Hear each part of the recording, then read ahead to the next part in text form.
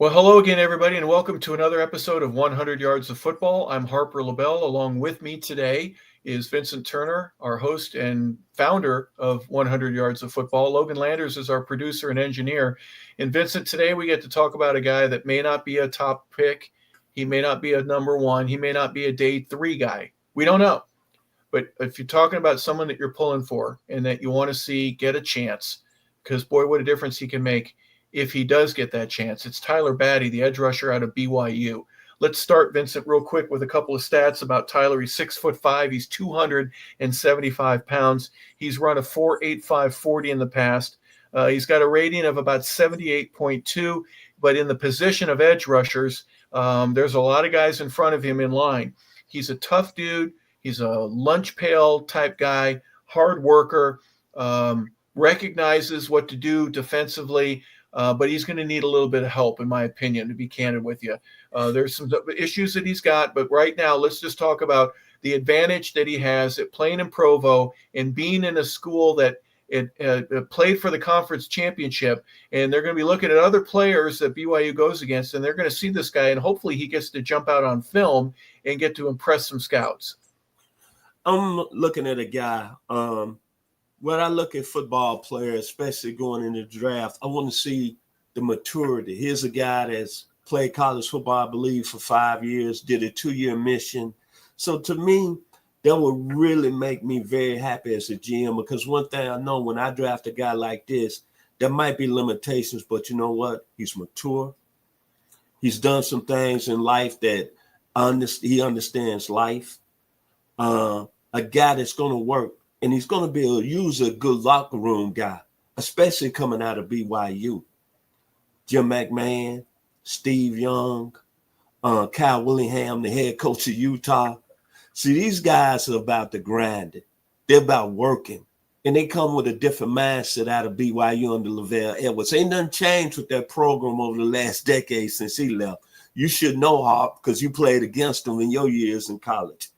This is a guy that I like him because of that. And he's a guy that's a hard worker and very aggressive playing that defensive end position. Back to you, Hawk. Yeah, he's going to have some work to do, but one of the things that you can't work on is being 6'5", right? He's just naturally, he's a big guy, and there are times where you're looking for big guys that can make your roster to make a difference.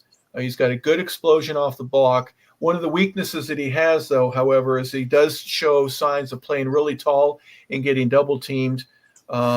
He'll get beat on the inside, so he doesn't set the edge as well as some of the others that are out there. And he sometimes has trouble maintaining what's called your gap assignment. So if you're supposed to be here and you get doubled and you get moved, there's an area right there the offense needs to get it down there, and they will if you're not in that spot. So you've got to be able to stop that. Those are things that he can be coached on, he can be worked on. He's got the strength, he's got the size, and at 275, he's already a big body guy. When you mentioned some of the other edge rushers that have that size and the speed, the difference is minimal, but there is a difference. And so he's got some catching up to do in terms of that. But one of the things I like, Vincent, is that he's got multiple moves. He's got long arms. He's got a second rush, right? He can bull rush you, but he can also swim and get around you and get your hands off you and use that momentum that you have as an offensive tackle against you so that you're able to get to the quarterback. Those are some things that I think that both from a negative and a positive standpoint that you would want out of any football player to get better at. And I think, again, you mentioned the maturity level. For him to be willing to go, you know what, this is something I need to work on, and for the next 2-3 months up until the combine, I will. And if he does so in a manner that gets noticed, where his vertical, his bench, his 40-yard, some of the other testings improve, I think he has a chance to move up. Think about this with him. He puts me in the mind of a player, long arms, great sideline to sideline ability.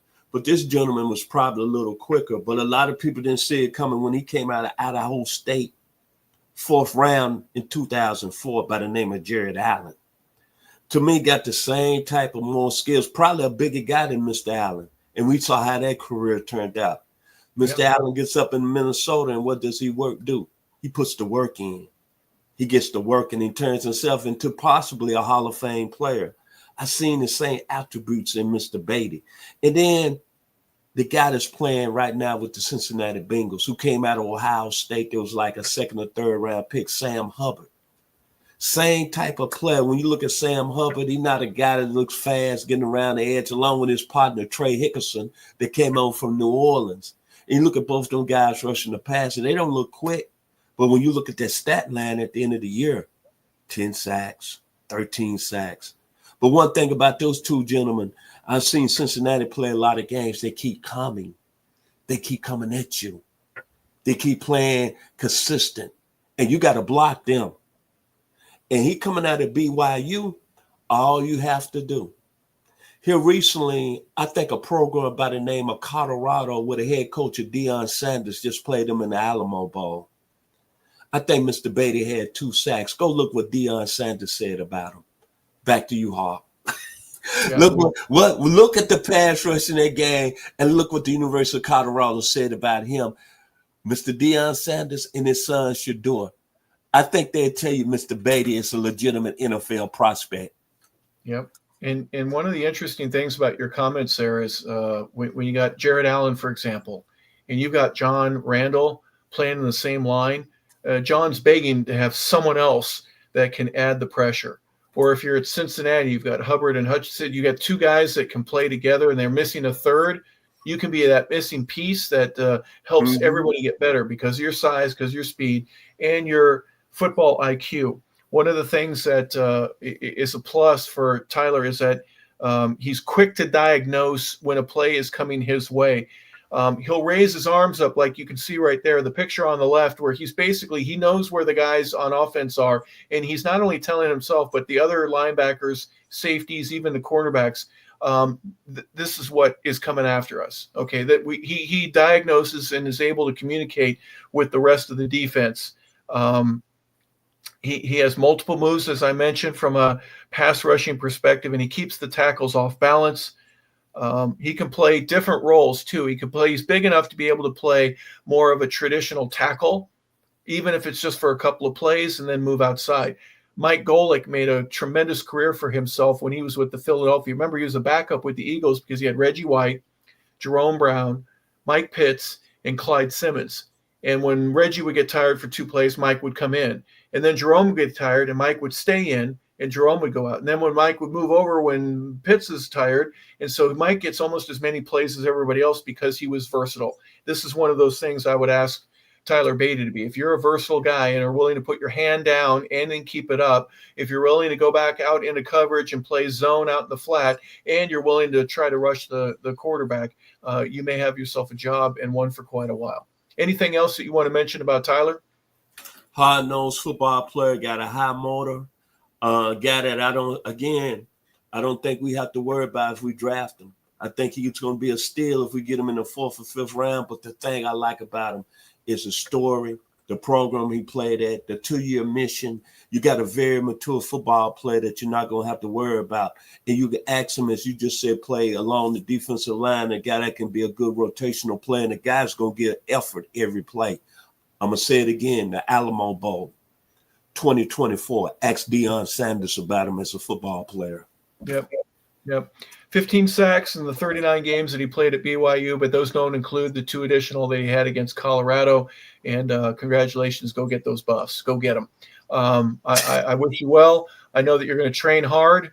My advice to you would be just listen to what everybody says, talk to the people that have been there, and go, yeah, what do I need to do to be able to play a 5 technique or a 7 or a 9 or play as a outside backer, and work on the footwork for that.